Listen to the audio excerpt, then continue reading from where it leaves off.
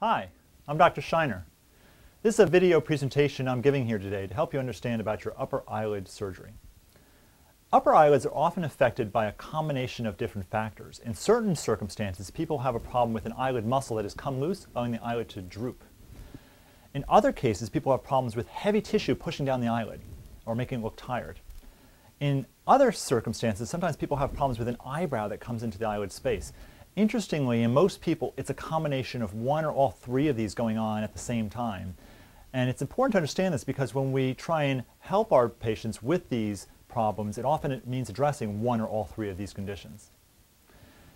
In preparation for eyelid surgery, there are a couple things that need to happen. First of all, we need to get clearance from someone who knows you on a medical basis. Now, this is not a big surgery, but it is done in a surgical facility, and our anesthesiologist does want to have words from someone who knows you on a medical basis. Secondly, if you're on things that thin your blood called anticoagulants, things like aspirin, fish oil capsules, herbs, herbal tea, ginkgo biloba, garlic, ginseng, and medicines like Plavix or Coumadin, we will often ask your primary doctor, and we'd like you to stop these for a period of usually about 2 weeks or so prior to surgery, because this can mean a quicker and smoother recovery for you. Finally, in some circumstances, sometimes insurance will help with a small part of this procedure if this condition is affecting your vision. If I feel that's the case with you, we'll do a test of your vision to see if that's the case with you. Once we've done these things, we've gotten clearance from your primary doctor, we've gotten you off of things that thin your blood for about 2 weeks or so, we can set aside a date for surgery. The day of surgery you come in, you'll come next door to our surgery facility. They will check you in. You'll fill out some paperwork, they'll change your clothing, they'll put an IV in your arm and give you medication through the IV to make you drowsy. And they'll put you to sleep for about 3 or 4 minutes. And then while you're sleeping, I will numb up your eyelid with an injection of a local anesthetic. And you won't feel this at all. You'll be asleep during this process. You'll wake up afterwards, and when you wake up, your eyelids are numb. And during the surgery, you don't feel much of anything because your eyelids are numb. I'd say that 95% of the surgery, you feel nothing. Once in a while, if we're deep in the eyelid, you might feel a little pinch or a little twinge of discomfort. That should be very minimal. When I operate, I don't use any knives or blades on your skin. I'm a specialist with lasers, and specifically I use a laser beam as a cutting device to help me do this procedure, and this has certain advantages to you. When I use the laser as a cutting device, as it cuts, it seals blood vessels and nerves. So there's less bleeding when surgery is done this way, and also less pain afterwards, which is nice. Now there is a wound created, so I do put stitches to put the wound back together, and the stitches stay in place for about a week or so. The whole surgery would take about an hour. You'll go home the same day. Someone else has to drive you home. Usually you use something cold on your lids, like frozen peas or ice for the first day or two to keep the swelling down. You'll come and see me the next morning after surgery, at which time I'll check your vision again. If your vision's okay and you can drive, I will sometimes approve you to drive at that time. You'll then come back and see us about a week later to take out stitches, and then about maybe 5 to 10 weeks after that for final checkup, and that's the process. The surgery is a very safe surgery as far as surgeries go, in that we have very good results and we have minimal problems with any complications. But whenever you operate, there's always that possibility of complications, and we want to talk about that. Because we're near the eye, there are things that could happen to the eye that could result from surgery. Things like hurting vision or double vision. Now, these things are very, very rare, but they have been reported in our literature. The risk of hurting vision is about 1 to 4 cases out of every 10,000 surgeries performed. It's due to bleeding, of which we have very little because we use the laser. And from that standpoint, risks like this are possible out there, but they are so unlikely, especially with the use of the laser, that I feel very comfortable recommending this to you. It is your body. You're the one that has to make sure that you can feel comfortable with that as well. Double vision is very rare. If something like that were to occur, it's fixable with eye muscle surgery or with prisms put in glasses. Bruising or swelling. These things are a little bit more common. It's possible that you could have a bruise. Now, we don't see a lot of that because the laser seals most blood vessels, but if you have bruising, most of it goes away over about a 2-week period. Same with swelling. Most of the swelling goes away by about 2 weeks. Some swelling lasts longer, a few months, but most of it's gone over the first 2 weeks. Infection is possible but rare. If you have an infection, I'll treat you. That's not something we usually see. Our faces are not usually perfectly symmetric. We're often a little bit asymmetric, and that's normal. When I operate, although we are often asymmetric, I'll try and make things more even or symmetric on both sides of the lids, and things usually stay that way.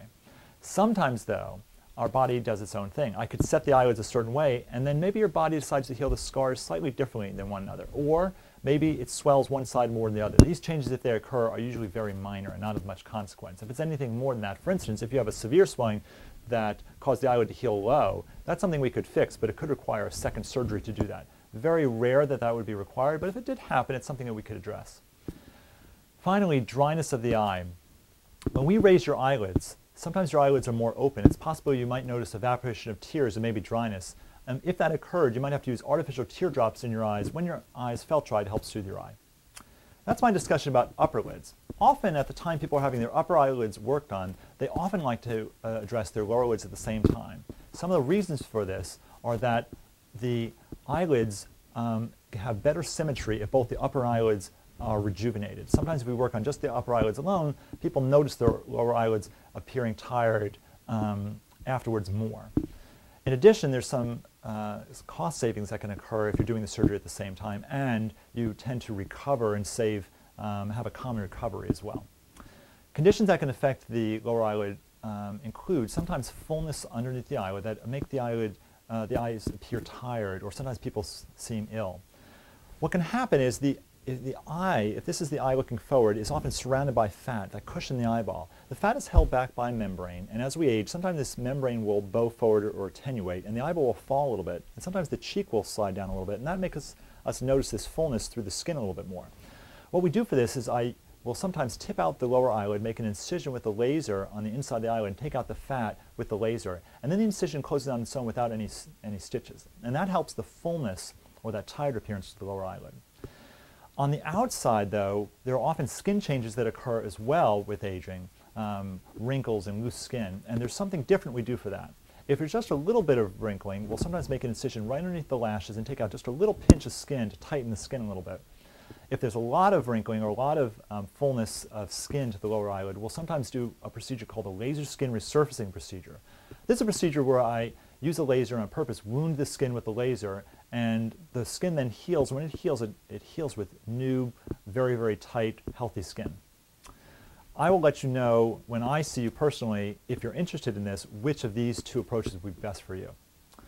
Finally, in some circumstances, people have problems with eyelids that pull away from their eye in something called an ectropion, and that can lead to dryness of the eye or tearing. Sometimes at the same time that we're working on the lower lids, we will do a tightening procedure on the lower lid where we'll make a little incision on the side to actually tighten the lid against the bone to allow the eyelid to have a better position to the eyeball.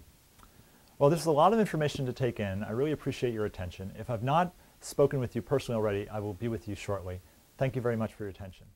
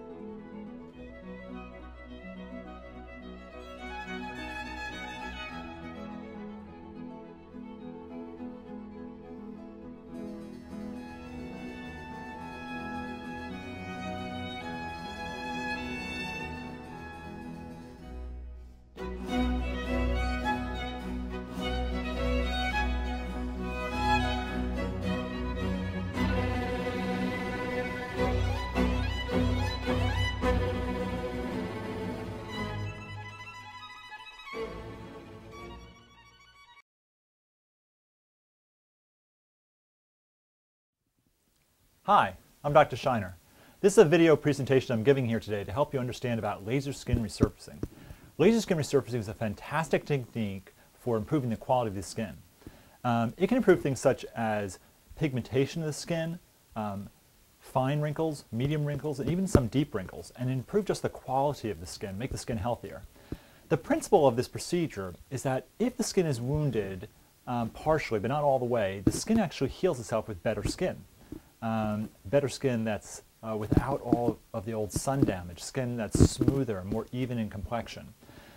Laser skin resurfacing is similar to two other modalities that exist out there. One is called deep dermabrasion, the other one is called chemical peels. All three can get similar results. Laser skin resurfacing probably gives you the most precision when you're doing this procedure. There are two analogies I want to give you when we think about laser skin resurfacing and how it works on your skin. The first is, if you consider your skin almost like a three-layered cake, there's icing on the top of the cake, and what supports the icing, though, is that layer of the cake underneath it. If there's a dip in that layer of the cake, the icing is going to take a dip. Another analogy, if you consider a fine linen tablecloth on a fine dining room table, it looks great. If you take the same tablecloth, though, and put it out on a redwood picnic table, it doesn't look the same. If that tablecloth is on a redwood picnic table, it actually falls in the cracks and looks uneven. If you want a tablecloth to look similar on a picnic table as it does on a dining room table, you have to do something to change the table. You'd have to push the boards close together. You'd have to putty in the cracks. You'd have to sand that whole surface down. Then when you took that tablecloth and put it on that picnic table, it would start to approximate what it looked like on the dining room table. Laser skin resurfacing is a very similar concept. In laser skin resurfacing, we take the top layer of your skin off, almost like taking off the tablecloth. We then apply laser energy to the middle layer of your skin, and what it does, it actually stimulates cells called fibroblasts, and these cells pump out collagen and elastic fibers in your skin that help to fill in wrinkles. Your skin then grows back, and when it does, that skin is fresh and very even skin.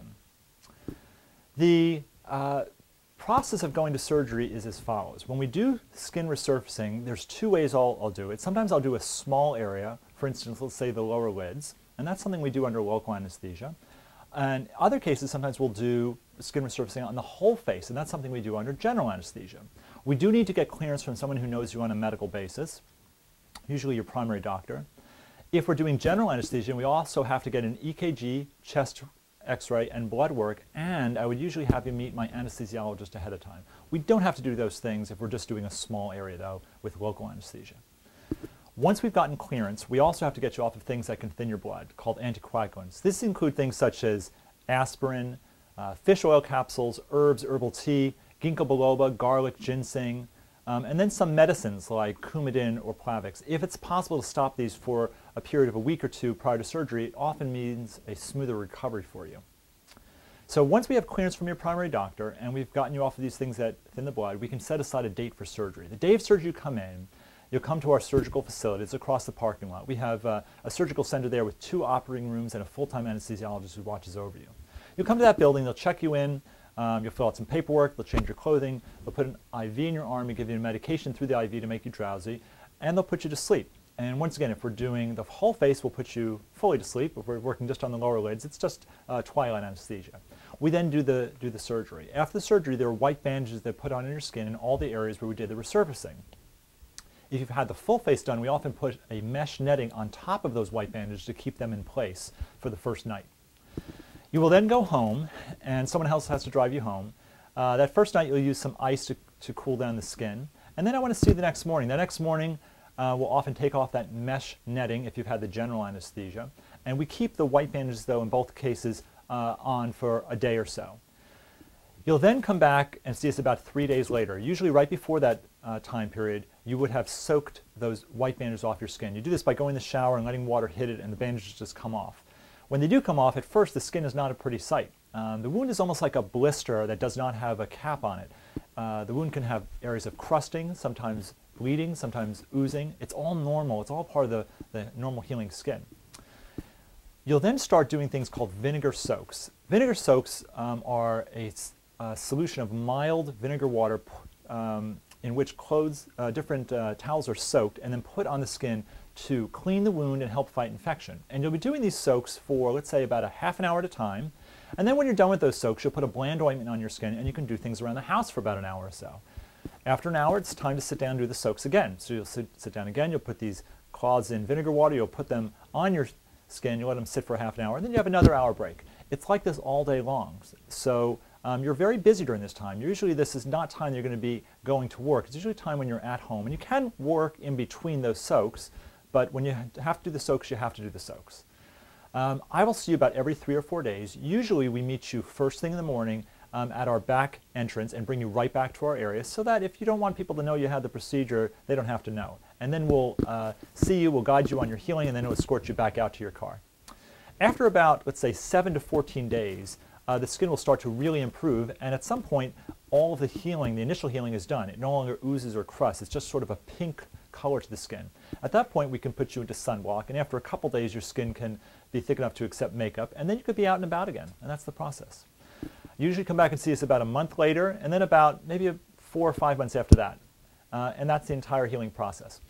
The surgery is a very safe surgery as far as surgeries go, but there are risks whenever you operate, and I want to talk to you about that. First thing is that initially when you have the procedure done, there is some weeping and oozing. That's part of the normal healing process. When that heals, there's a pinkness of the skin. The pinkness of the skin looks a little bit like a sunburn, and usually resolves by about 3 months. It could last as long as 6 months, but usually with my patient, it goes away in about 3 months. There's a risk of something called hyperpigmentation. This means that you develop a tan in one part of your skin where we did the resurfacing that's not in a neighboring area. It can look a little bit off. If that occurs, there are treatments for this. I can put you on different medications, creams that can work to clear that up. It takes about 2 months usually to clear that up, but that's treatable. There's a rare risk of something called absolute hypopigmentation. This means that if you want to get a tan in an area where we resurfaced, maybe that area would not be tan. It would be very, very light. That's very rare. We don't really see that. What's more common is that there's a general lightness to the skin because we're removing all this sun damage. And what I do is, when I do the procedure, I don't stop suddenly with the laser. I usually feather the laser energy out. I create a transition zone or a gradient so that it camouflages where the procedure was done and not done. Milia or acne, it's possible sometimes when we're using these thick ointments on the skin that you could block a pore and you could have a spot of acne or a whitehead. If that occurs, I'll usually have you switch to lighter moisturizers, and that will take care of it. If it doesn't, I could put you on antibiotics to clear that up. I've just never had that be necessary in the past. Eye exposure or impaired eye function. When we do this procedure, it's a very powerful procedure. You'll grow collagen and elastic fibers in different dimensions, both horizontal and also vertical. In the vertical dimension, if your eyelid is loose, sometimes you can pull your eyelid away from your eye in something known as an ectropion. If this occurs, I will have you do things called lid stretches, where you look up and stretch the skin upwards multiple times during the day, and that will usually resolve that condition. If it didn't resolve that situation, I could fix something like this, but it could require putting a small skin graft there. I've just never had that be necessary. The laser is a modifier of skin. It's not an eraser. I can't make your skin like when you were 3 years old, but I can make significant improvements. Usually I can make severe wrinkles more moderate. Moderate wrinkles I can make more mild, and mild ones I can just about make go away. There's a risk of infection when you do these procedures. Most of us have in our system a virus that we caught at a very early age that can come out during times of stress and interfere with healing. It also can cause different cold sores in the mouth. It's known as the herpes simplex type 1 virus.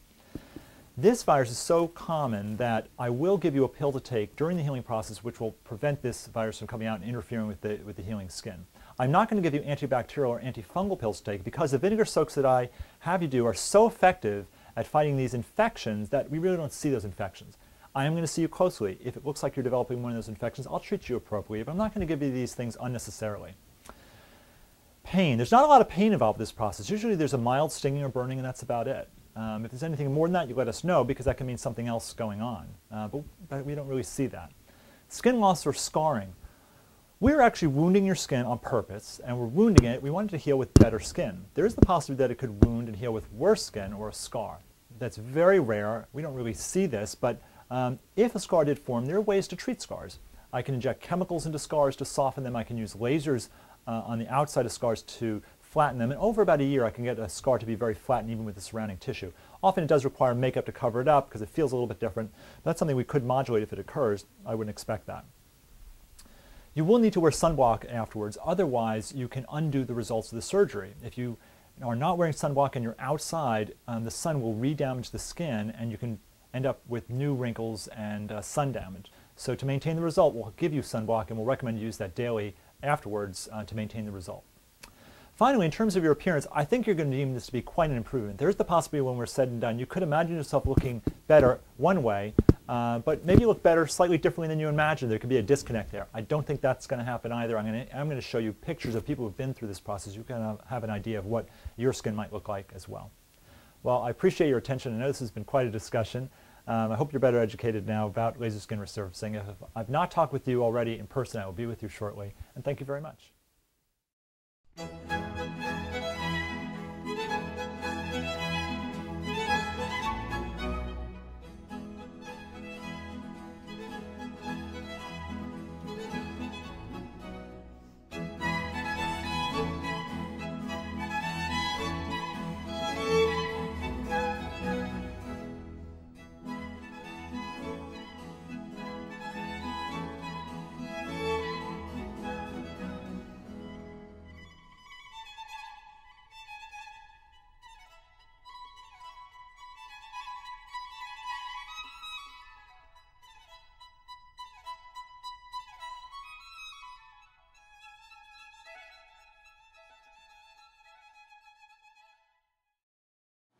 What I'm going to be showing you shortly is the various stages of healing of patients who've undergone the laser skin surfacing procedure.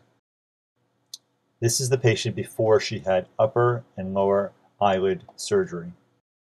This is the patient 3 days after surgery when the bandages had first come off. These spots of crusting and spots of bleeding are normal but not uncomfortable during this stage. This is the patient 7 days after surgery. This patient was very good with her vinegar soaks, and she healed within 7 days.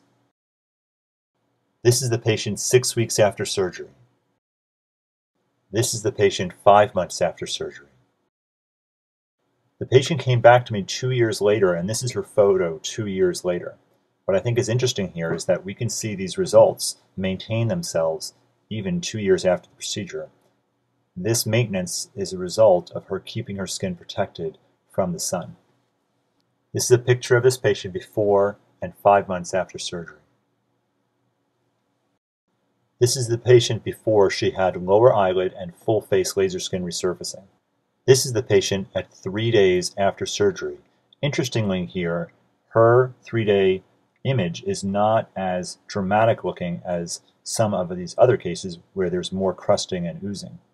I show this picture because I want to demonstrate how different people can heal in different ways, and there's a range in the way that people can look during this healing process. This is the patient at 9 days after surgery. She healed her top layer of her skin in the first 9 days, and she was really good with her vinegar soaks. This is the patient before and 2 months after surgery. I think this is an interesting photo because it often looks like this is her younger sister. And the power of this procedure is to create results like this. This is a photo of a patient before upper and lower eyelid surgery and full face laser skin resurfacing. This is the patient at 3 days after surgery when the bandages had first come off. Although this looks dramatic, this is not uncomfortable for the patient. This is the patient at 6 days after surgery. You can see how effective the vinegar soaks are at cleaning up the wound. This is the patient at 3 months after surgery. This is the patient before and 3 months after surgery. This is the patient before she had lower eyelid and upper lid and full face laser skin resurfacing. This is the patient at 5 days after surgery. The yellow in her eye is because of a dye I had placed there. This is the patient at 10 days after surgery. This is the patient at 2.5 weeks after surgery with makeup on. This is the patient at 4 months after surgery.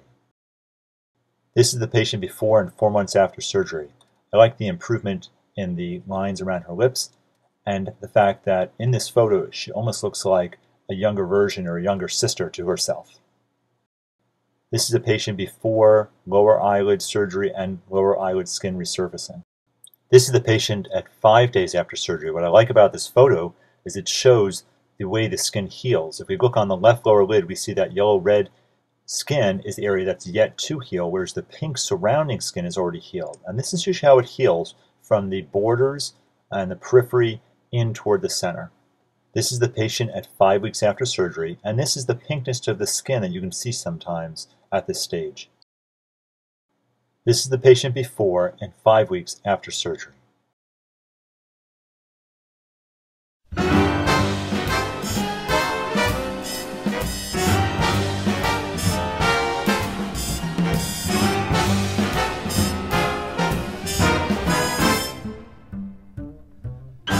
If they asked me, I could write a book